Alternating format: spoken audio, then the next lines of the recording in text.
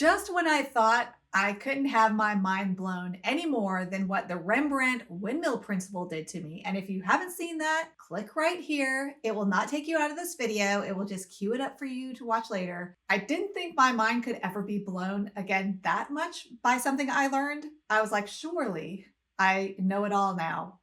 No, I don't, because just this morning I was reading Charles Reid's book, this wonderful book, Pulling Your Paintings Together. This new little insight is so good, you're not going to want to miss it. So let's go ahead and jump into this video, and I want to tell you all about it. All right, so recently I was also reading Zbukvich's book, How to Paint Atmosphere with Watercolor.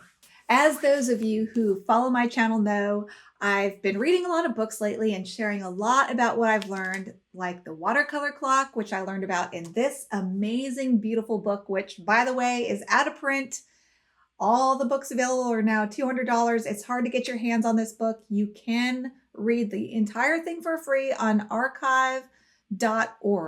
I will put that link here, but this is Joseph Zbukvich's Mastering Atmosphere and Mood in Watercolor. And I was reading his book, and he was saying that the main thing that gives his paintings their success is contrast. And I've actually done a video about contrast because there's all kinds of different kind of contrast. There's light versus dark.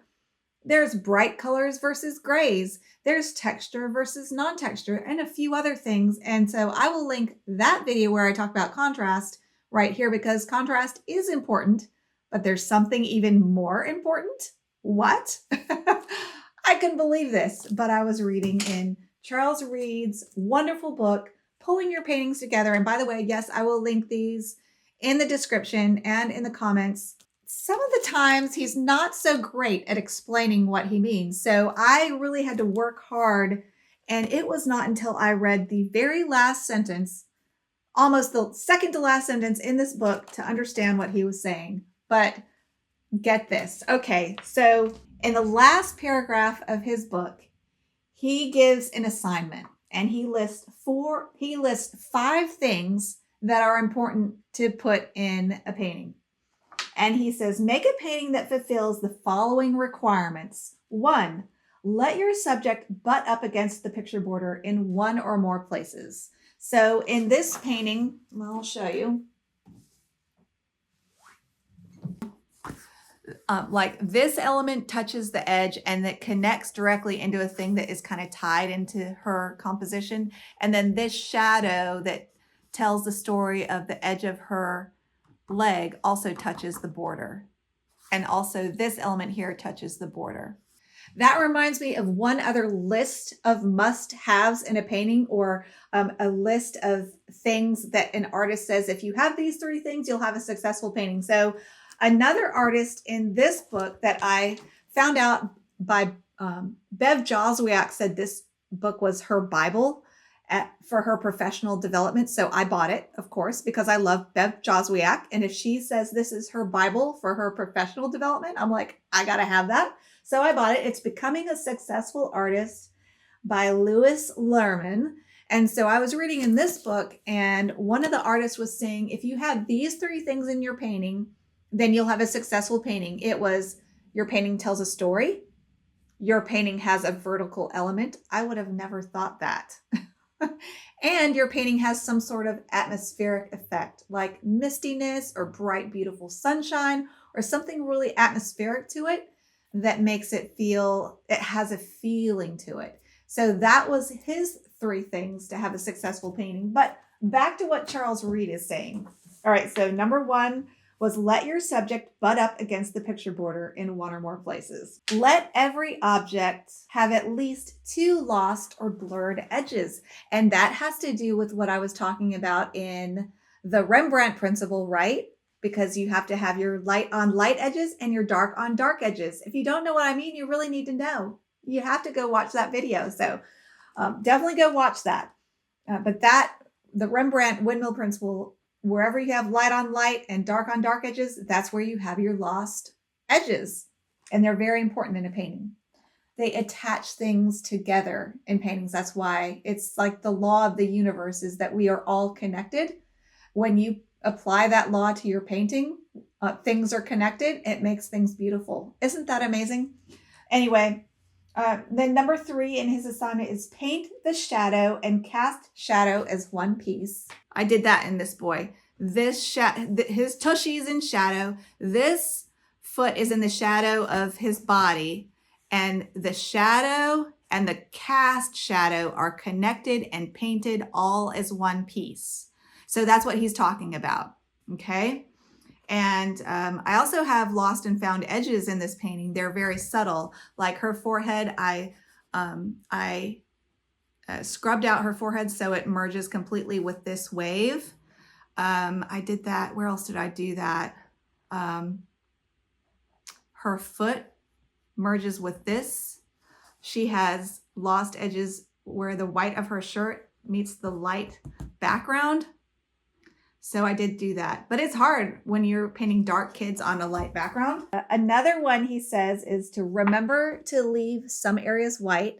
And that's definitely true. The more white paper you can leave showing, the more sparkly a painting seems to be. Okay, but then the piece de resistance that blew my mind is use strong local color instead of light and dark contrasts. What? What? I mean, I can't even wrap my head around it. I'm still processing because I just learned it this morning. And I realized that I actually did this in my most recent painting that, by the way, sold already. So I must have been doing something right. This painting, which, yes, this painting will be available as a tutorial on my Patreon when I get to it. I've had so many paintings that I've recently finished. I have to catch up on editing. Editing takes about 3 times longer than the painting process. So I'm a little behind, but I am getting out about an hour of footage a day for my Patreon students. So this will be a Patreon tutorial. This is also going to be a Patreon tutorial. Eventually it'll be in the $30 tier, but for a very limited time, I'm leaving it in my $8 tier. So those of you who have been following me for a while and those of you who join right now will have access to it for a month before it pops up to the $30 tier. So be sure to join my Patreon at the $8 tier level, and you'll be able to watch this 4-hour tutorial about this painting of the boy and girl. But anyway, for this new idea of painting, making the local color of something the most important story you're telling, as opposed to telling the story of contrast. So to understand this, first what you need to understand is, what is local color? Local color is the actual color of a thing. So for example, my shirt is black, but if the sun was hitting me really strongly, it would even look white in some areas. And then in the midtones, it would be maybe a blue. And then on the shadow side, it would be black. And the local color for this shirt is black. So say you have a green visor on and throws green shadows on your face. Your skin's going to look green, but is your skin green? No. That's not the local color. The local color of your skin, well, my skin would be kind of like a peach pink tan color. It would not be green. So it all depends on how the light is hitting you. So the local color is the actual color of a thing. That's all. And you need to know that to understand this mind-blowing concept. See how she has orange in her fur? And what I did was I took that orange in her fur, which was a soft orange, and I 5x'd it. I made it much brighter. And then to make it more interesting, I threw in some pink next to it that is a similar color, but adds a little bit of contrast to the color of the orange. So bright, pure cadmium orange with bright pops of cobalt violet. Again, that's a color I learned from Zbukvich very recently. And so I used that as the main story I was telling in this painting, the color of her fur, as opposed to contrast of her being a light cat, say, against a dark background. And I think it really made this painting very aesthetically pleasing. And it did sell. So, I mean, maybe I did something right. And then I read this by Charles Reid that he says to focus more, make it more about beautiful local color than the contrast. And he talks about that quite a bit, about the importance of not relying on adding super darks for punch to make a painting stronger. He instead wants his students to rely on using strong local color instead of light and dark contrast. Mind blown. Is your mind blown? Are you excited to try this? I would love to see your experiments. If you do try this, I would love to see what you've been painting. And that segues nicely into the fact that I have a free Facebook group. It's a wonderful online community that I have been growing for several years, and we learn so much from each other. I learn things from my community. You can join my Facebook group for free. I'd love to see you there. I'd love to see your work. You can post it. You can get critiques from people. If you ask, that's one of my rules. If you post a painting and ask for feedback, we will give it. If you post your painting and you just want, oh, good job, yay, we support each other beautifully. So you are welcome to come post your paintings there and also give feedback and support to other artists and get your questions answered. And maybe you have an answer to someone else's question. So we all help each other. It's really great. So I will put a link here to my Facebook group. I'd love for you to join there. I hope you enjoyed this little nugget, and I hope to see you on Facebook. You can also follow me for free for Patreon if you want to learn from me more in depth and you want to paint loose, dreamy animals. That is kind of what I do with my Patreon. I do have a professional tier on my Patreon. It's $30 a month, and I just did a whole half hour discussing this and several other amazing insights. I talked about this book.